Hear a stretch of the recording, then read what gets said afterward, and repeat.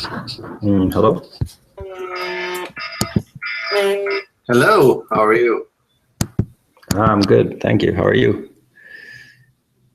Good. So are Yeah, you in Amsterdam? I am in Amsterdam. Yes, I'm at Nice. home. Cool.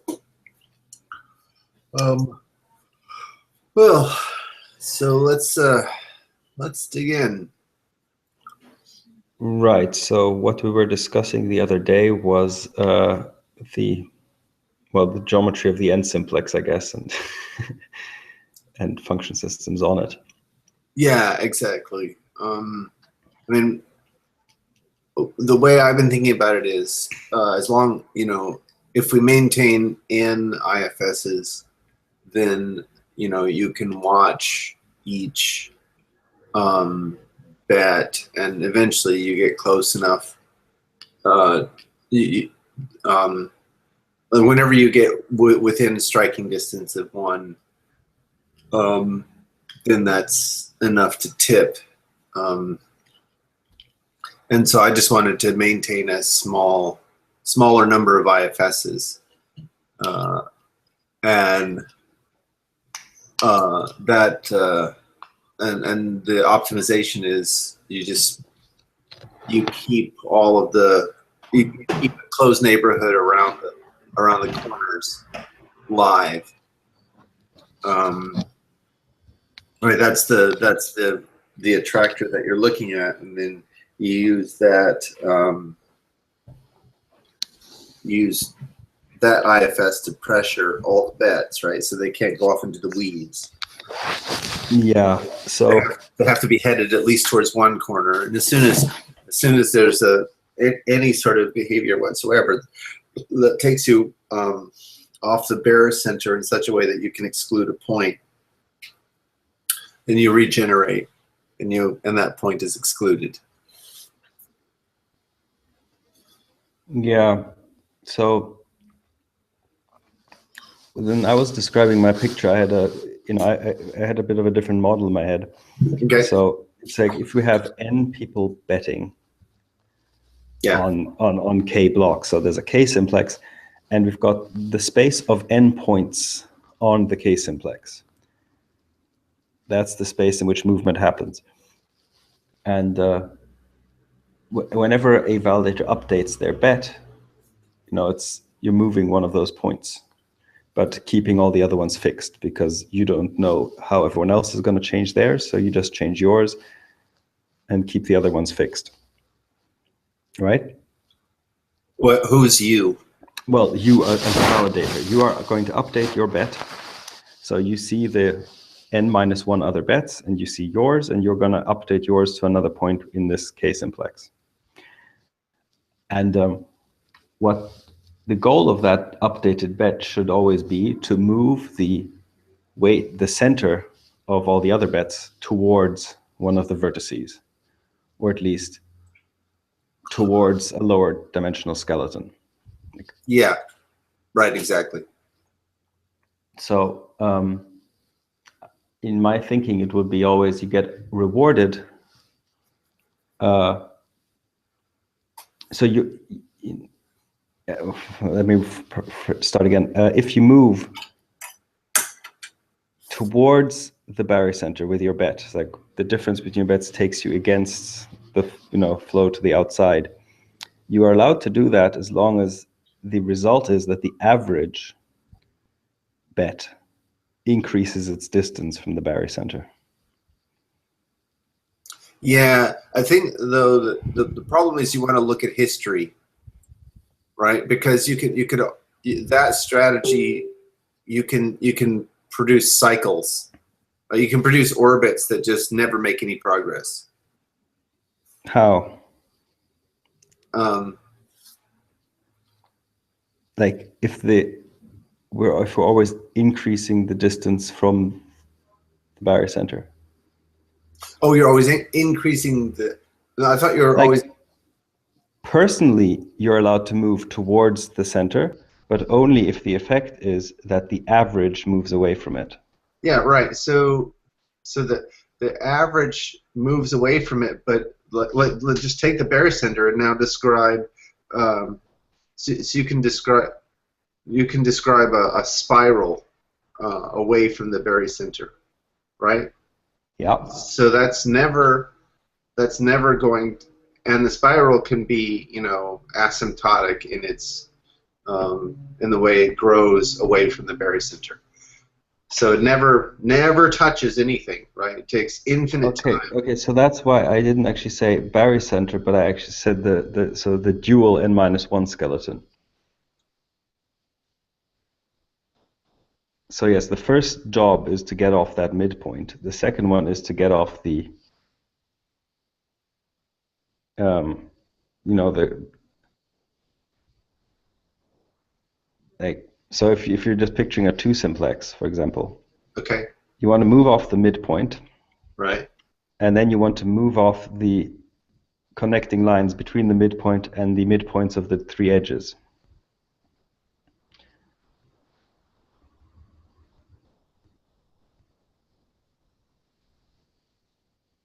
Right, so you don't just want to remove, like have a show preference for some number of blocks with respect to some others. You actually want to you know, differentiate all the way down. So hang on, let me find a picture of what I mean, because Yeah, because I'm still not seeing how that defeats the spiral case, the asymptotic spiral. well, the spiral will have to go all the way around, no? Right. Yeah, it goes all the way around, but it's always, you know. And at some point, it would change its relative preference between two blocks. Right. Exactly. Yeah, I don't want that. Right. Exactly. But I'm not seeing how the spec prevents it. Hang on. Okay.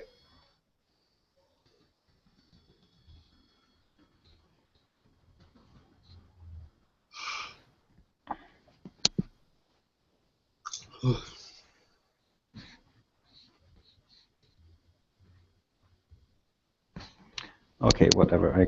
Let's just use this. I mean, we can use here. Hang on a second. So in a two simplex, we have 3 blocks. Yes. Well, so I've do you see that link I just posted? Yes.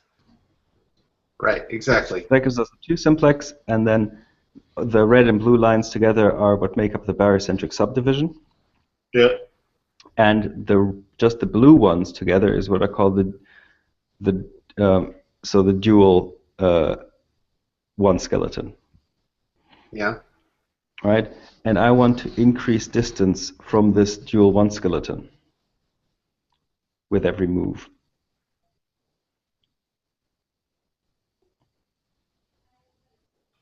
Is the dual one skeleton including the segments, or only The blue lines.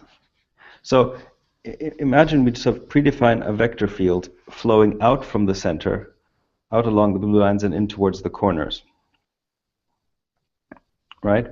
Okay. And saying you are only allowed to flow against that flow if the result is that the average of all the bets moves along it, or you know, has a positive coefficient with respect to it. Right. So you can never move the barycenter towards the blue lines or along the blue lines up towards the center.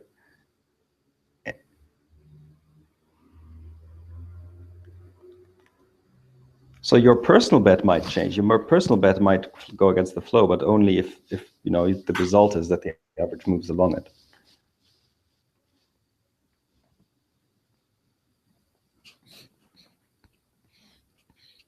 Right. So the only kind of counterexamples that we want to construct in that are oscillatory counterexamples. So I'm not seeing how that prevents certain kinds of oscillations. Right. So you can always bounce back and forth amongst the three kind of rhomboid regions. Yeah, if the bets come in out of order. Not even if they don't come out of order, right? You can always just go, you know, a little bit along this one, a little bit along that one, a little bit along this one, a little bit along this one, a little bit along, right? So which is kind of a discretized version of the spiral. No, I don't see how to jump from one region to the next.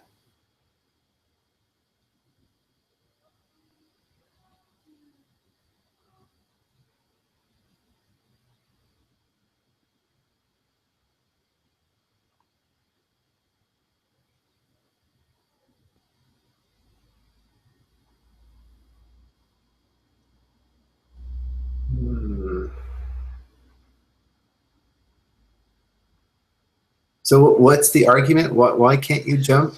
I don't. Well,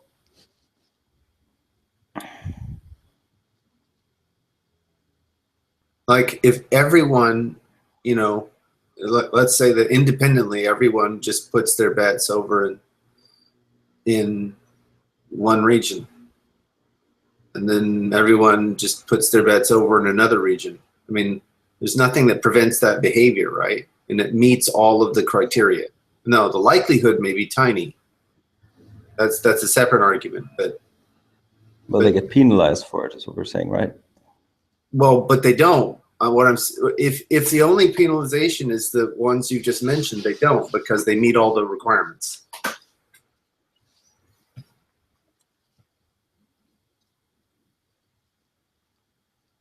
This is what I'm trying to say, that you can't give a static. I don't believe it's possible to give a static set of requirements. In other words, a history-free set of requirements that will prevent oscillatory behavior. That's why I started looking at IFSs, because now I have history. And once I have history, then I can ding, you know,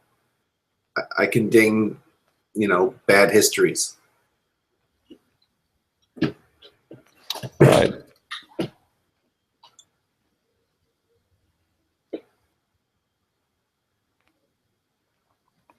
You mean if everyone like collectively jumps? Yeah, if everyone collectively jumps, they meet the requirement. And this is what I was. But they have to jump at the same time. Well, if yeah. Only one person updating their bet. I'm not saying it's not. I'm not saying that it's likely, but I'm saying no, it's but if I'm updating a bet, am I not doing that in context? Like, this is what I see everyone. This is the current status of the n bets I know about, including mine, and here's the n bets, including my new one. All right, so maybe that's So if I give that full information, like these are all the bets I know about, and in this context, I'm going to change my bet from here to here. I cannot jump wildly to the other side because I'm not strong enough to pull the average with me. So I would just be pulling the average, you know, in the wrong direction, and that would be, not allowed as a transition. Yeah, that might be true. Think about it. Yeah, I guess that argues against weighting things by the bond, right? Because if you are bond weighted and there's a big bond imbalance, then you could do that, or a quorum could do that. Yes, but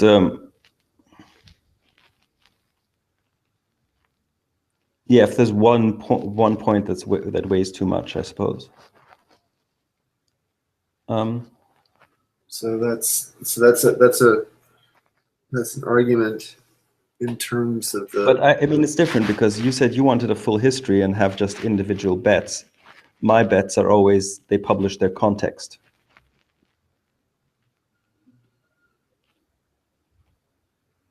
You know what I mean? Yeah. Well, you still have to maintain the history, so it's equivalent, right? The context is, this is what I've seen. Yeah, Correct. Yeah, so you are publishing history. Right, I guess I am. Yeah, so that's okay, as long and I think that makes sense, right? Yeah, I don't think it's possible to eliminate bad oscillatory behavior without some record of history, right? Because if you forget every time where you've been, then you can't know that you've oscillated. Yes. So yeah, I think that's an equivalent representation, which is fine.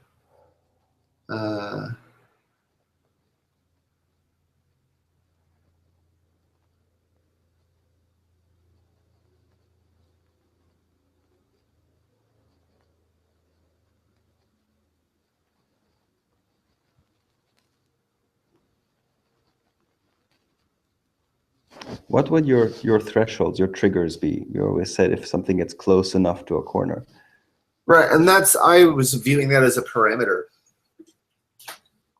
You know, you say what's acceptable, and this basically comes down to information about what you feel is acceptable in terms of a quorum. Right. This has to do with the traditional consensus quorum parameters. How many have to agree, and what does that guarantee you? Yeah, no, I meant more like in practice. How does this look?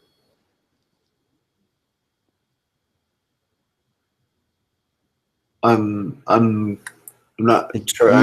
So you said something about having multiple iterated function systems. Yeah, exactly. So corner. So the algorithm that I have in mind is that you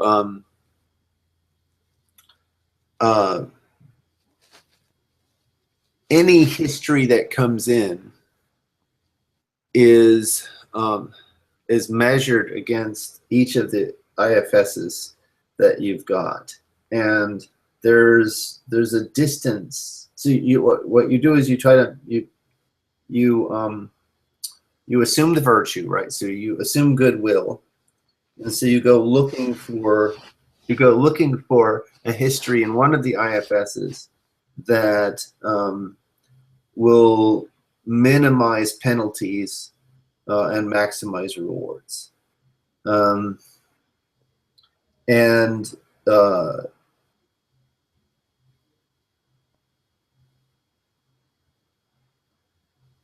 as soon as you get within a certain parameter of a particular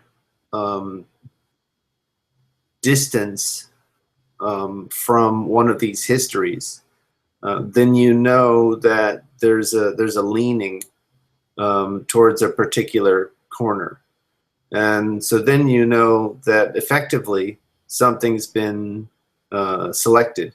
So now you can increase the penalties with respect to jumping to any of the other IFSs.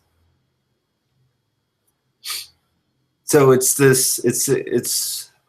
more or less identical. It's a different way of providing the same kind of information that you're providing. Yeah, but also you don't know that you're gonna be able to choose one over the other.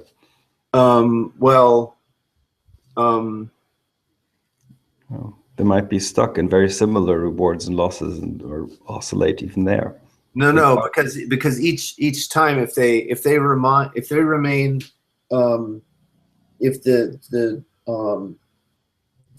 distance to a history doesn't shrink, then that's also punishable, right? So they have to be reducing the distance, and now we live in Hausdorff space, right? if they're moving into a place where the histories that they're considering are, for the IFS for the top corner, they have to be moving away from the other corners. There's not a lot of choice in that. So eventually the ones the other two bets that move you in that direction are punishable, and so the only ones left standing are the ones that are on something that converges to the point, and provably converges to the point, because you're only rewarding those histories that are on converging paths.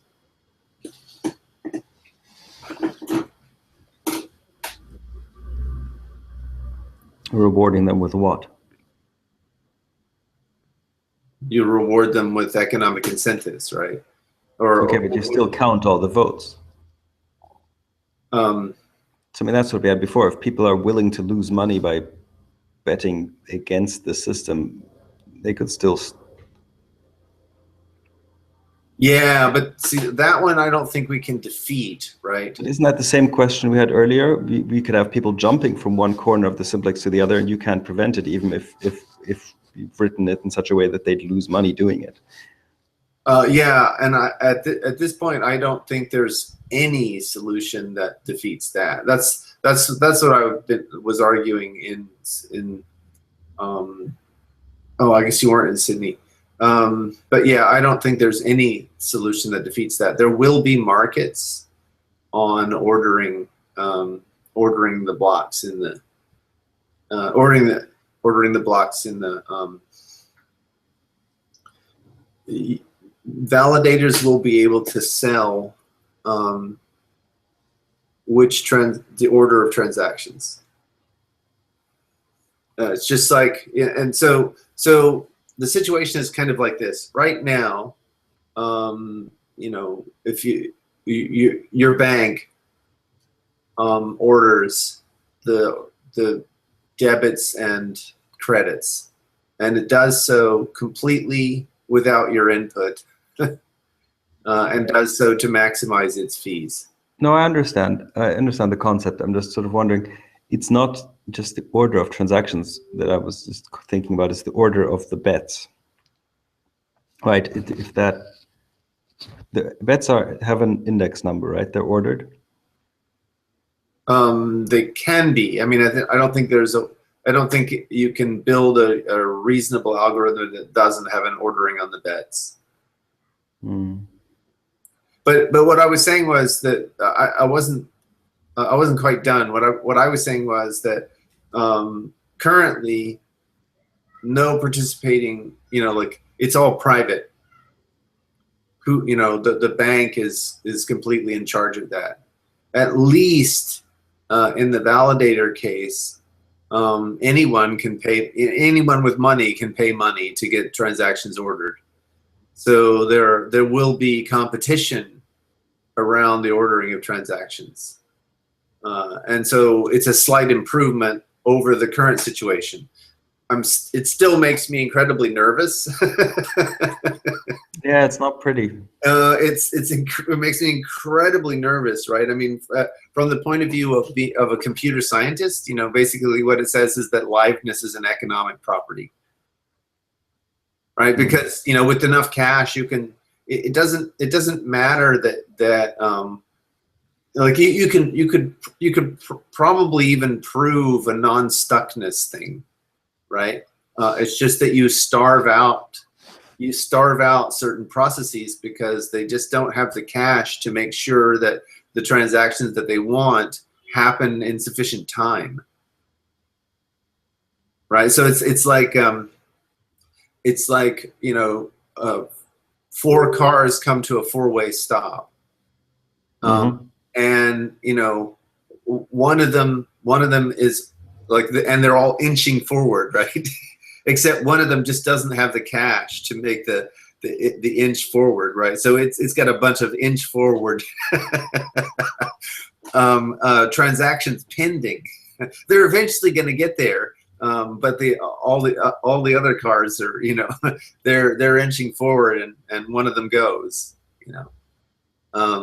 So that's kind of the. I mean, that's probably a better analogy, but that's kind of the situation, is that some parties are going to have a bunch of transactions that just pile up, and yeah, you'll be served, just not right now.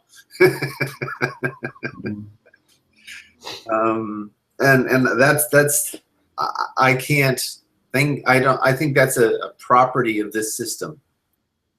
I'm pretty sure we can prove that. So economic liveness is a really weird idea to me. Economic liveness, you said? Yeah, liveness is the property that the system, you know, kind of that the processes in the system keep going, that they can make progress. Oh, okay. So that's your no stopping rule, I guess. Your unsticking rule. Yeah, exactly. So I like your formulation, because the thing I don't like about my solution is that the IFS that you generate for any attractor is 3 times the dimensionality of the number of proposed blocks. So usually that's going to be small, so it's not such a big deal. But if you then have to maintain lots of IFSs, then it's a memory hog. And I was hoping to shrink down the total number of IFSs that you have to maintain by just maintaining one, and then doing something like what you suggested, which is, you know, this kind of vector flow rule with respect, you know, with some kind of history.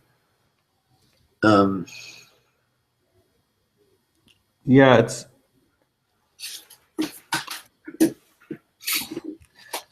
I mean, I see problems with my suggestion as well, because if people update their bets out of order, you could get stuck.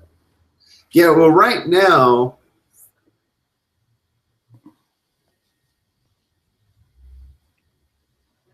so okay, let's explore that a little bit. So let me make sure I understand what you mean by people update their bets out of order. Well, what I mean is we have a set of n bets, and both you and I want to change our bets. Yeah. Now, we could both make a valid change. If it's, let's say we're stuck pretty much exactly on one of those blue lines, you might update yours to push it one way, which is totally legal. Yeah. I might push it the other way because I hadn't seen your updated bet yet, and now we've got 2 systems of n bets. Well, no, so there's the one.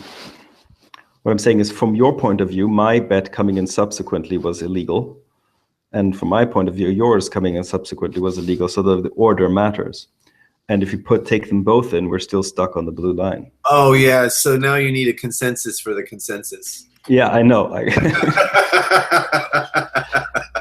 Or I don't know, a round robin or some kind of a. No, it's your turn to update. No, yeah, I mean you can do a round robin feather passing thing, but I hadn't. But we thought about it for. I don't think we'd done it for the bets themselves. So that's rather sequential, right?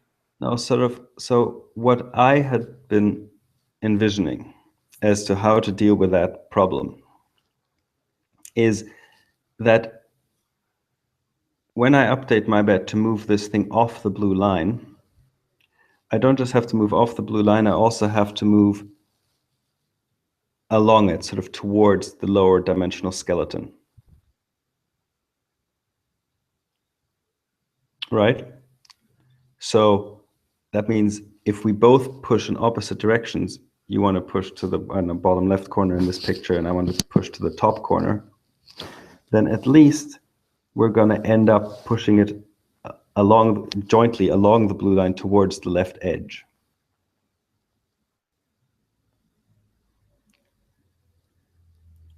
So if, you know, by repeatedly doing that, we will be,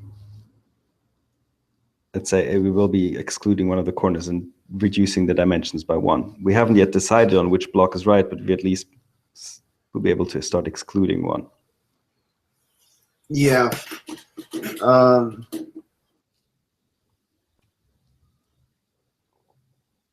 If you can iterate that, sort of to go from k simplex to k-1 simplex to k-2. Oh yeah, yeah. Um, No. That was obvious. That I thought, last time was that we're trying to in this approach, the simplex represents the kind of superposition, and you're trying to iterate to reduce the well, reduce the superposition. a priori, we're just trying to converge on a vertex, but Yeah, if we exactly. converge to a lower dimensional skeleton first, that's fine too. Yeah, absolutely, totally. No, that's what I was thinking, and the IFS approach is amenable to that as well, right? Because we can just generate a new IFS with a new attractor, which is the lower dimensional, some neighborhood around the lower dimensional. Yeah, so it's that some neighborhood that I need to understand better. It's like this threshold business. Like, at what point do the rules change once Oh no, so you? that's different than the threshold that I was considering with respect to some. No, this is a different threshold. But how do you implement something like that? Oh, that part is easy, right? That's comes from the paper. So obviously you only what you're going to say is that it's totally reasonable to accept a distribution of bets, 95-5, right? That's a and you have a clear winner, and nobody's going to have a problem with that. And so that whatever you take as an acceptable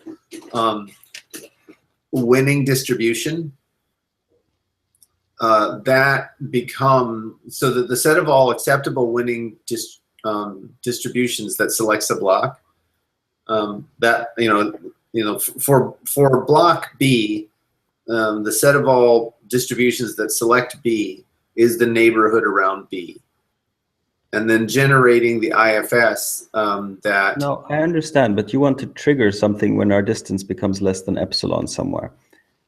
And around that point, I can give you that same scenario of both of us publishing a new bet simultaneously. And if we apply both of our new bets, nothing changes. But if we apply yours first and then mine, we would have moved within to this epsilon neighborhood. If we would have applied my update first, then yours, we wouldn't have. So what you're saying is that any trigger condition is likely to suffer an ordering problem. That's what I'm trying to say, yes. Okay. No, so that's a reasonable consideration. The way I break such ties is the likelihood that they're exactly equivalent is tiny, like vanishingly small. The likelihood that they're slightly off, unless it's deliberate.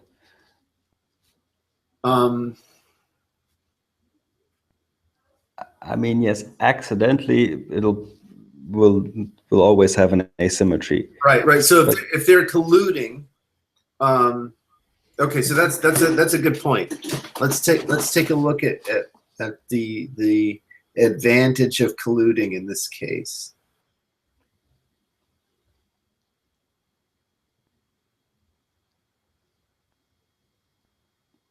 I just want to know how to activate a trigger condition, because we can't. If we can have consensus of when we cross the trigger, then we'd already be done. Right. I mean, so to me, the tiebreaker has to be some kind of entropy, right? What you want to do is you want to look at some, and that's the equivalent. That's the proof of work solution, right? You introduce some entropy that breaks the tie. Yes. And so that's.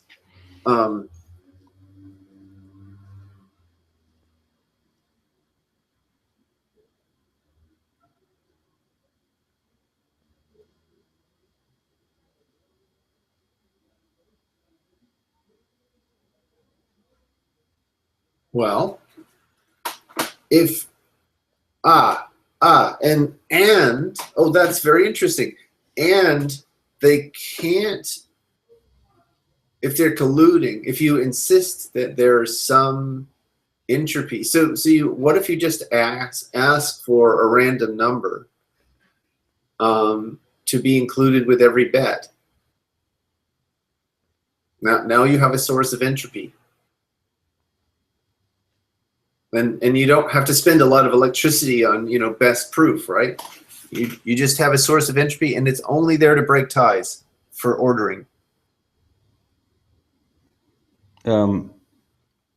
So house, and if two people publish the same number, they will get punished. Well, now the likelihood of publishing the same random number is accidentally is vanishingly small. So if they do it deliberately, so if they do publish the same number, we assume it was deliberate and we punish it. Exactly. Right. Yeah, that's nice. Cute.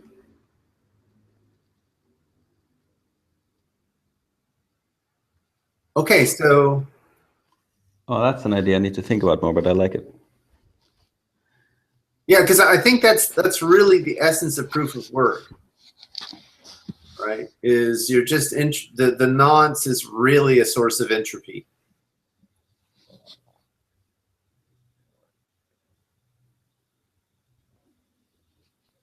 What else is it doing? The nonce? What is the nonce? The nonce is the number you change to try to change the hash. Yeah, well, the calculation of the, the best proof, right? What else is it doing? Like why couldn't you replace, the guesses with just generate a random number, and then you have a selection criteria that. Because there's no way to. Okay. I don't know what you're asking right now. I'll find a way to articulate it, but it's not important for this discussion. It again has to do with history. This is quite interesting. So there's this very subtle interplay between history and randomness. But okay, so I think we have a solution that makes, or at least we have a proposed solution that addresses the ordering in either case. I rather like your algorithm. I think it's easier to explain, and maybe has a slightly smaller computational complexity. So, I mean, that's something I really don't know how to estimate. But I mean, if I sort of play the game in my head, what really matters is how frequently new bets are issued and how quickly they get distributed. So I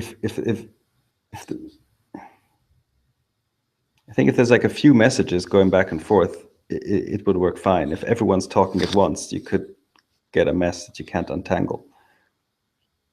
Though I guess if we have this ordering.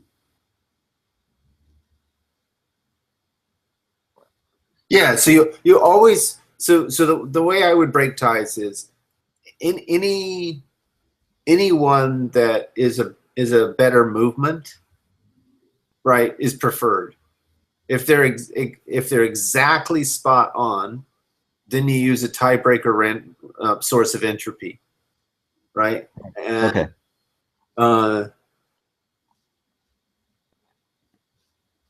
So then the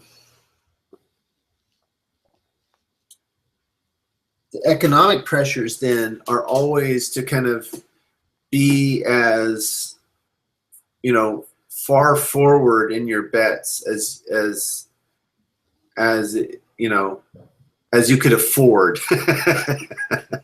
Right, you're going to want to drive in the direction as far as you can, without and what's going to pull that back is if you discover that everyone's betting the opposite direction, you'll then be penalized, right? So you want to be as far forward, and you want to, and the penalties have to be proportional to the bond and to the history in some way, so that the people can't be wiped out with one or two bets. Yes. All right. So I guess the next question has to do with I mean, if we take as stipulated that this has legs, then the next piece of the puzzle that is concerning is network partitions.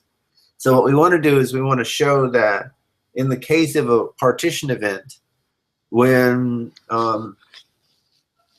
things become unpartitioned, then what happens is kind of, you know, the best outcome, right? So define partition event quickly. So a partition event is when, you know, say J of the N validators go offline with respect to the N minus J validator. Yeah. Mm-hmm. And so now what you have to do is you have to look at if, you know, how does the algorithm proceed, and what happens when they come back online and you suddenly have this influx of information. Well, so how would you choose one over the other, you mean? Or how do you merge the bets back together? How do you, so one piece is how do you merge the bets back together? Another piece is, you know, what if they've reached a convergence criteria? You know, basically this is all quorum behavior, right? Mm-hmm.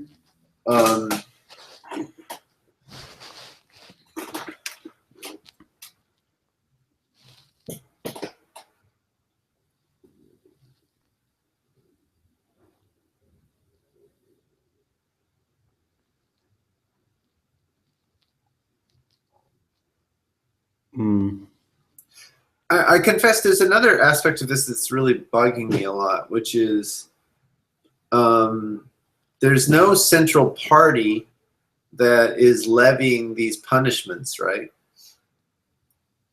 You mean someone has to upload the proof to the contract?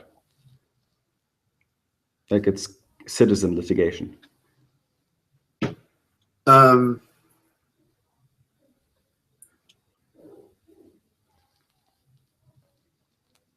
No, what I mean is for what I mean, you'd have something like, this is not in the context of Casper, but from the Swarm guys were developing incentivized storage.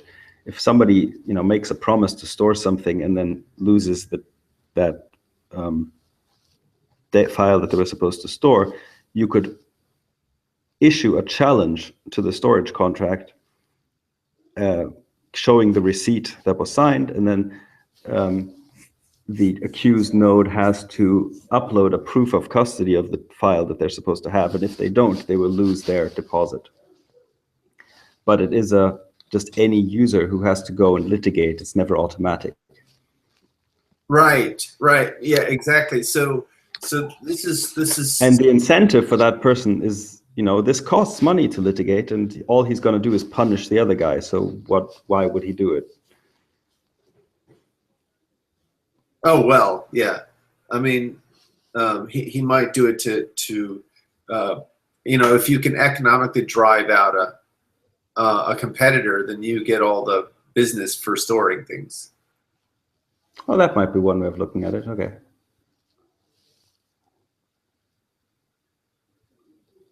I guess it's negative campaigning. Yeah. And that's the kind of collusion that I worry about with respect to these validators, right? That, you know, so for example, you know, Vitalik and I were discussing the issue of evidence of a bet that results in punishment, right? Because the bets themselves have to make it into blocks that are then added to the blockchain. And this is driving me crazy, right? Because there's no like the received wisdom in networking is you never mix the data plane and the control plane. And that's exactly what's going on here, is mixing up the data plane and the control plane, right? So Yeah. Yeah. in like the weirdest, most recursive way.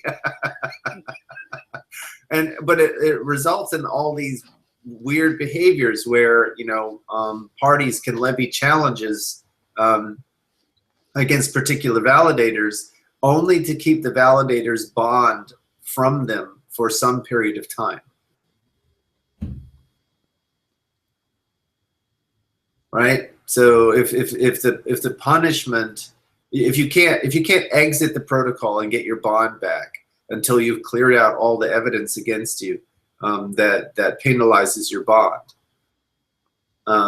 then you can be denied access to your bond, and you can lose it, presumably, or parts of it. Yeah, exactly. But I'm just, you know, I'm just imagining, you know, situations where parties just say, okay, well, we just need to make sure that they don't have this chunk of change to complete this other purchase for this period of time, and then after that, we don't care. Right? Because, you know, when you have time bounded, you know, like, so you imagine some group wants to purchase some piece of land, and another group wants to, or rights to a waterway or something, and another group wants to purchase it, right? Then this is a time bounded offer, right? They're competing in time, and all one group has to do is just to delay access to resources for the other group. You know, the problem is that the validators are not disinterested in the content of the blocks. That's right. That should be. No, or they should be somewhat unaware. Right. So I think that you've hit the nail on the head, that there has to be some kind of obfuscation of the content of the transactions. Yeah, so you must be able to produce, you know, some people make the blocks.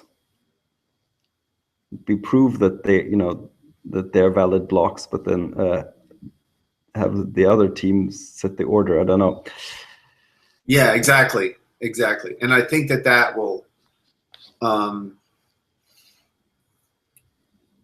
I think some kind of obfuscation strategy with a reveal after convergence or something like that. Yeah, that's what I was saying. Like, people make a block, they can give the hash onto the validators and somehow prove that it's a valid block hash. Don't ask me how at this point. Then the validators would say, oh, this is the first one I see, I vote for this one. And depending on how many they are, they play their betting game. But they have no better indication of which one's the correct one than which they saw first and which ones their peers seem to think came first. And then after one is settled, you know, you'd have to, well, then again, how do you then get the block? Well, then someone publishes the block afterwards saying, oh, by the way, these are the transactions we just agreed upon. Yeah, I think that's the kind of thing that would prevent the economic liveness, and it would prevent, you know, some of these other issues with respect to. Yes, but you could never prove that the person then actually made the block available.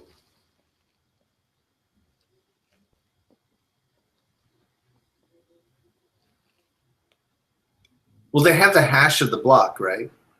Yeah. Person who made the block can just not publish it after they've agreed on it. Oh, I see what you're saying. Ah, so you're saying that they then don't pony up the block. Yeah. And then we're stuck. And also, you cannot show whether, you know, you can't prove that you're in that situation, but you can be in that situation. Yeah, that's a well, I don't know. Let's see. I mean, you could if they don't, you could have them have a stake too, right? See, so one possibility is you have them.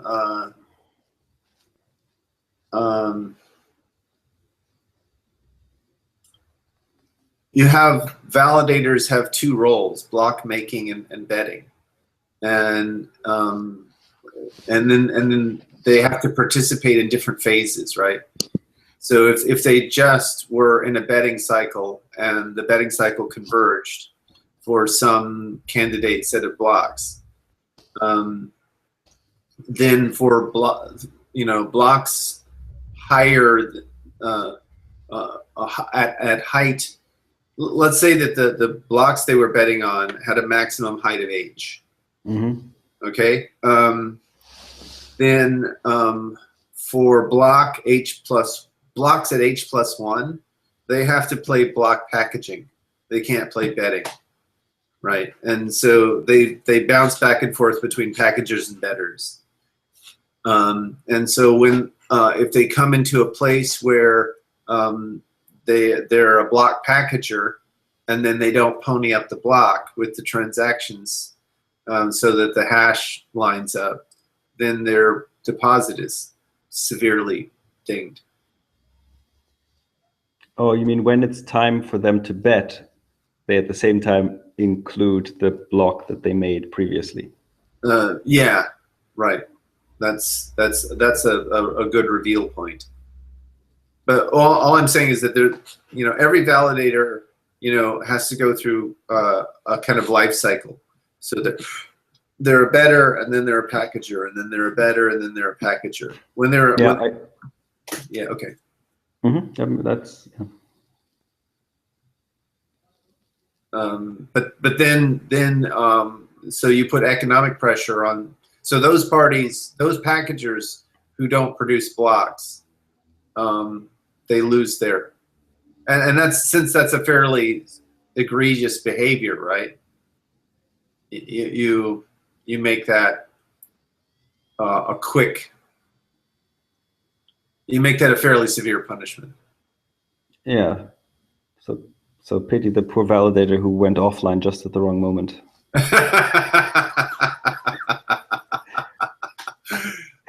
Good point. Well, no, I mean, you can. No, because then now you DOS them, right? Yeah, so they'd have to. Oh man, this is really slow. Okay, well maybe I won't look at that problem right now, but yeah. No, I think we made some progress, right? Because we have tiebreaker, we have a couple of different and apparently equivalent approaches to driving convergence and proving over time that you do get convergence. We don't know how this behaves in the event of a partition. The other way to look at this, and as I told you, as I mentioned a couple of weeks ago, you can convert these. There's an isomorphism between these. I don't know what to call them, simplex style algorithms and channel hopping, right? So if you think of the channels as Yeah, I remember. Yes. Yeah, exactly. So we should therefore be able to turn this into a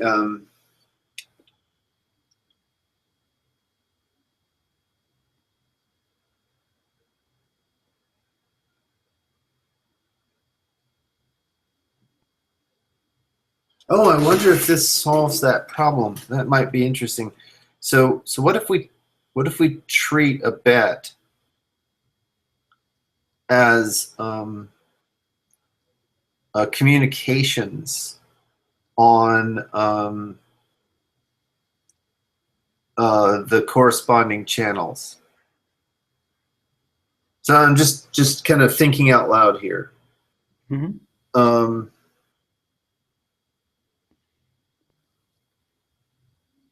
So what if we were to say that a bet that is high on one of the corners involves a lot of communication on that corner, on the channel associated with that corner. Whereas bets on less used corners are just lower bets on, so the amount of communication as opposed to the amount of bandwidth is what's measuring the bet. Yes, I understand, but you had this model where I'm only paying attention to this channel 70% of the time and this channel 30% of the time.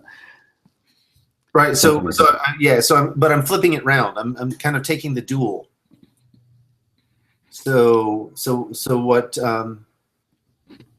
kind of interesting.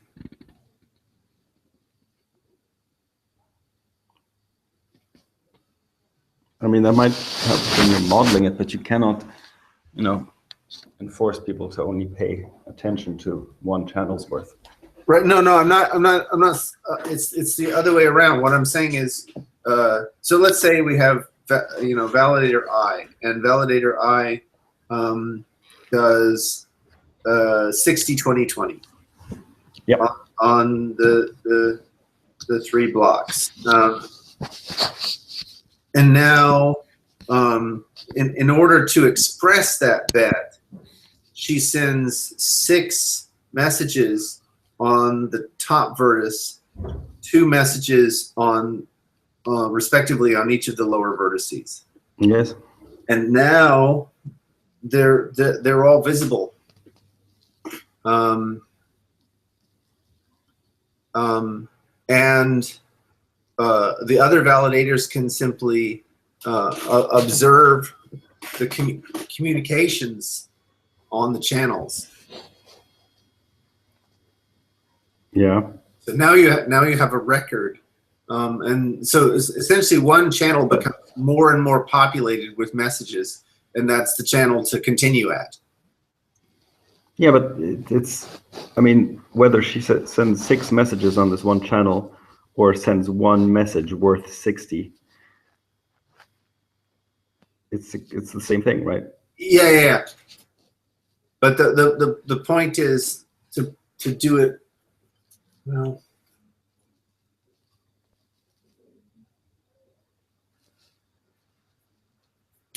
what I'm trying to do is to get some kind of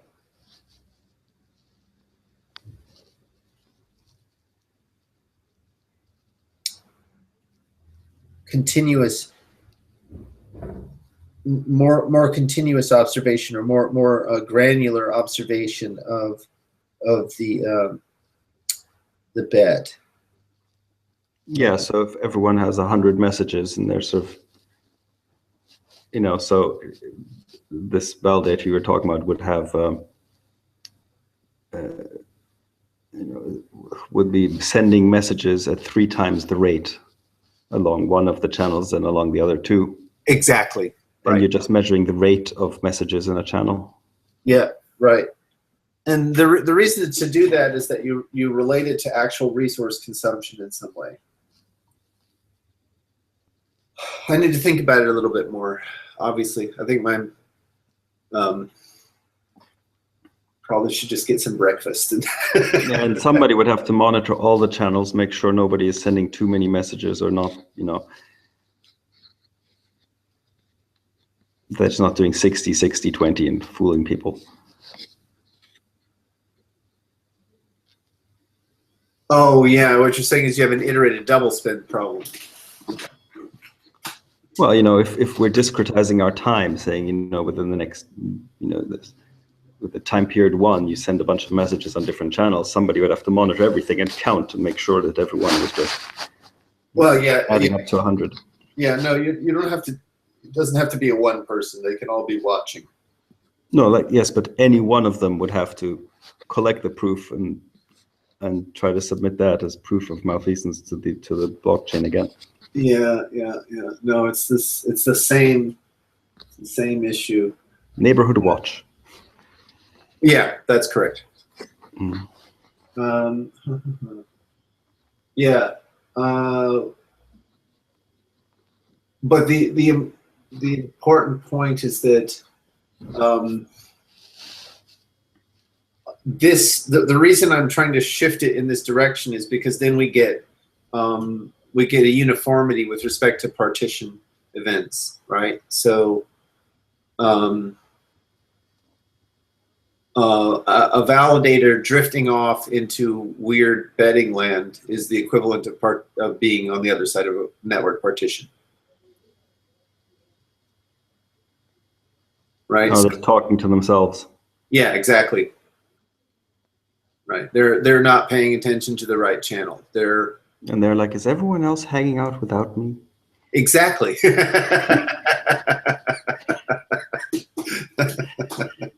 I seem to not. There's no one here at this bar. Yeah, but the assumption that is there another bar where everyone's talking, or are you really? You don't know that. No, but that's the point. That's exactly the point. So that network. What I'm trying to do is to create a situation where network partition and betting behavior can be considered essentially the same kind of phenomena, which means that it becomes a lot easier to reason about. That's fine. Like a partition network is the same as weird betting behavior by all parties. Yeah, exactly. Except that, no, that's exactly it. So you can see what I'm trying to do is to create this construction whereby the proofs about the betting behavior become proofs about cover the cases of network partition events. So that simplifies our work.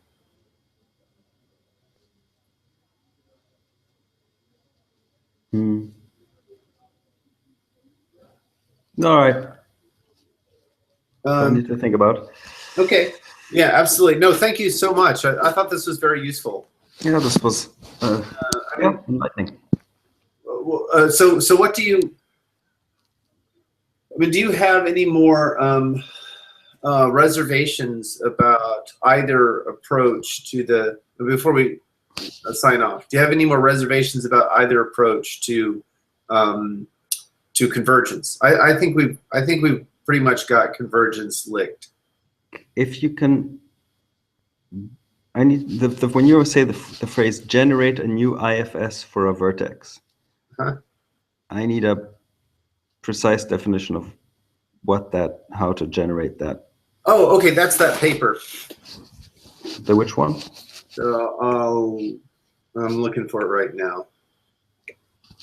But no, it sounds like the two things are actually equivalent on some level if you wear the right goggles. Yeah, so here, I'll just paste it back into, so the paper is called Attractors of Iterated Function Systems, and it's by Duval and Husch. Oh yeah, I think I do actually have that one somewhere. Yeah, so, and if you look at theorem 4.1, it's here. I'll screen share.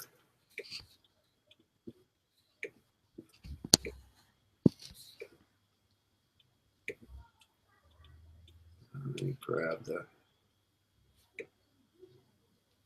Okay, so theorem 4.1 says that there is an IFS whose attractor is C plus X, where X is the desired, where X is the compact set. So this is the the simplex, for example, or the corners of the simplex, and C is a Cantor set.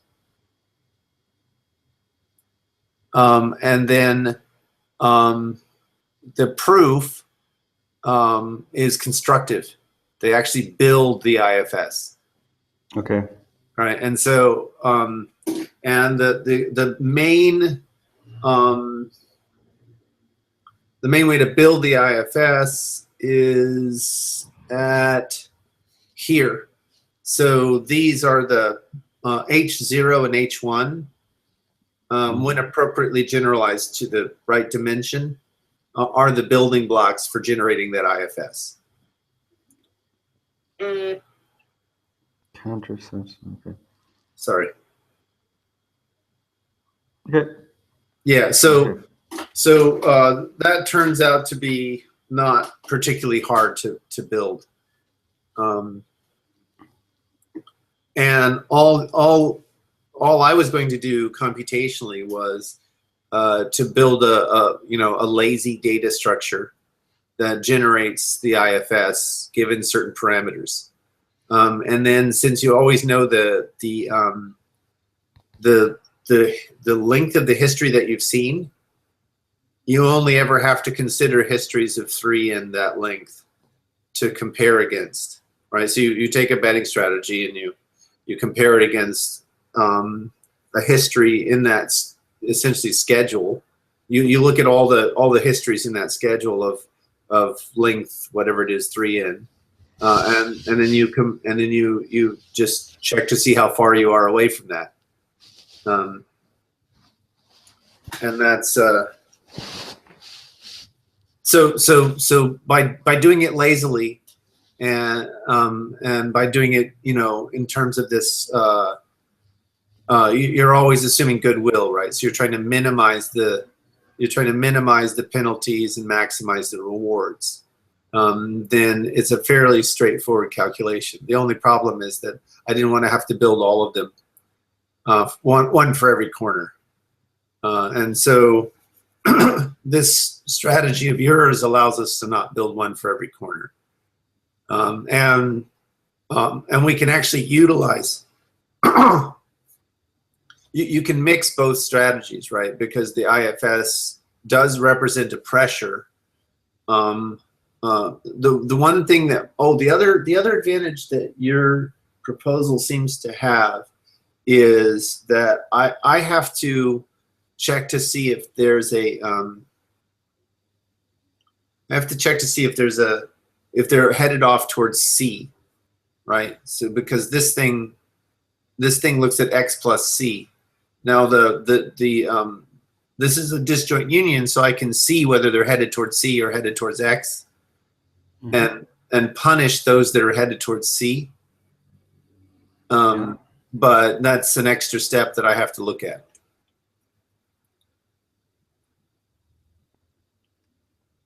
Right. So if we can avoid that computational step, that's also a win.